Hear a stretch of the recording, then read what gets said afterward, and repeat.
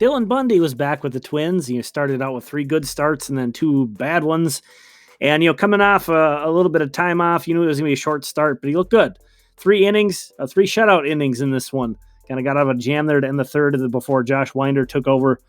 Another nice start to the game for Royce Lewis. Here's a nice double that he hit, a gap shooter. I thought he might have had a chance at a triple at this one, but stopped at second. A leadoff double there, got left on. And then later in the game just said, I'm just going to take care of this myself. Now, don't need anybody else to drive me in. I'm just going to drive myself in.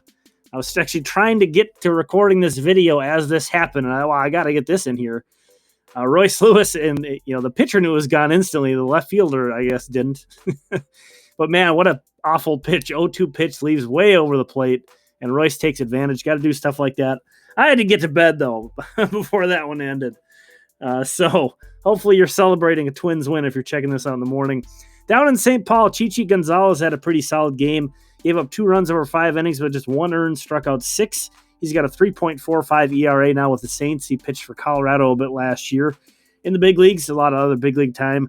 Ronnie Henriquez really struggled. He followed Gonzalez out of the pen. Walked the bases loaded, did record an out on the next guy, but then hits a guy here to drive in a run on a hit by pitch. And then just to really cap off his evening, gives up a grand slam. So Ronnie Henriquez now has a 7.20 ERA, I believe, in his time with the Saints. So far, they lost. Wichita, Matt Canterino is starting. He actually gave up some damage in this one. 3 2/3 innings, 5 hits, 4 runs, 2 walks, and 6 strikeouts. He's been untouchable for so long. This was kind of a surprise. But the 6 Ks, no surprise there. Still very nasty. There he issues a walk in the 4th inning, and Ramon Borrego comes out to take him out. And you could tell Canterino was not interested in leaving the mound. He did not want to come out. Kind of like to see that out of him. They're being very careful with him, which I think is wise, but I think it's got to be kind of wearing on him a bit, I'm guessing. But this is a huge game for Alex Isola. You see here the Wind Surge were trailing 4-0.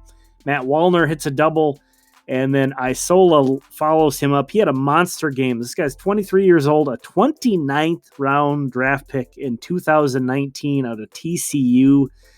He entered tonight with an 873 OPS. He hit this grand slam also in the bottom of the 5th to tie the game. Huge night offensively for Wichita. And he led off the 7th with a double, which ended up being a 6-run inning. He decided to have the other guys drive him in, switch it up a little bit. So a big offensive night for Alex Isola and the Wind Surge. Fun to see him playing well. He was the DH tonight, but he's also been catching quite a bit and plays a little first base as well. So very handy guy to have around in the system. Edouard Julien, unfortunately, had to leave this game early. I thought they left him in longer than I thought they would. He was clearly having some hamstring problems, but he talked the training staff into letting him stay in the game. The Springfield shortstop smelt blood in the water and tried to backpick him on this play. And then Julien did come out. Austin Martin was supposed to be leading off and playing center field tonight, but he got scratched sometime in between the lineup card being put online and the game starting. So not sure what happened there, but a couple injuries to keep your eye on in Wichita.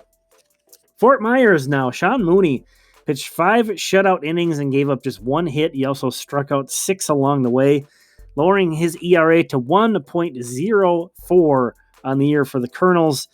This guy was a 12th round pick back in 2019, 24 years old. Have to imagine he's wanting to push up to Double-A anytime here. He's looking very ready and pumped up, as you see there, showing some emotion, getting fired up in a 1-0 game for Cedar Rapids. Unfortunately, they lost tonight. Their only run they scored was on this Willie Joe Garry Jr. opposite field home run, taking advantage of that short porch there in Cedar Rapids. That was his first home run of the season. It's Willie Joe Garry Jr. And Cedar Rapids finally has double-digit losses now. They're 24-10 on the season. Down in Fort Myers, they won. They played a continuation of a game that was suspended and lost that one. It was only like an inning, but the full game they played, they won. And Luis Baez, when I mentioned him, joined Fort Myers recently. Bad numbers, but that's only been 3 games. He stole a couple bases, including home on a double steal. Attempted another steal, attempted 3 steals, stole 2 bags. So he's kind of a guy to keep an eye on. Had a huge year in the Dominican Summer League a few years back, Luis Baez. So somebody to be aware of. And then Travis Adams at a quality start. 6 innings pitched. I mean, you're not seeing that too often yet. So good to see guys starting to get stretched out as the year goes along. Travis Adams. Thanks for checking this out. If you enjoyed this video, please consider subscribing, and we'll talk again tomorrow.